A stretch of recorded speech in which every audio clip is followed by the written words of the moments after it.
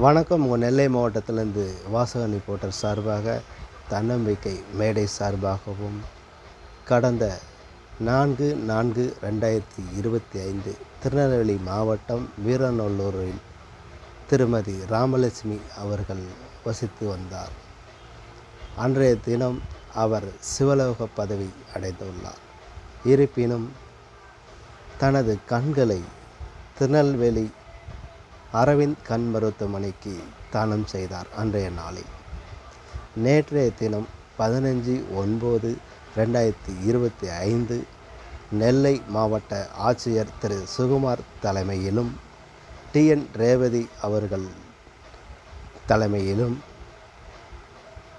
ராமலட்சுமி தாரின் குடும்பத்தாரை அழைத்து அதற்குரிய நற்சான்றிதழ்களை வழங்கினார். இசக்கி கண்ணன் அவர்களிடம் வழங்கி பெருமைப்படுத்தி கொண்டனர்.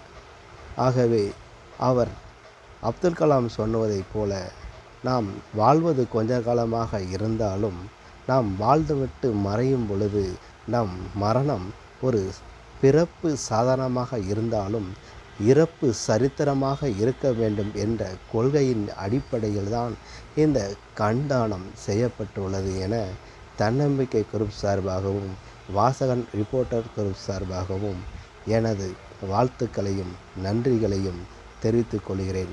ராமலட்சுமி குடும்பத்தாருக்கும் தெரிவித்துக் கொள்கிறேன்.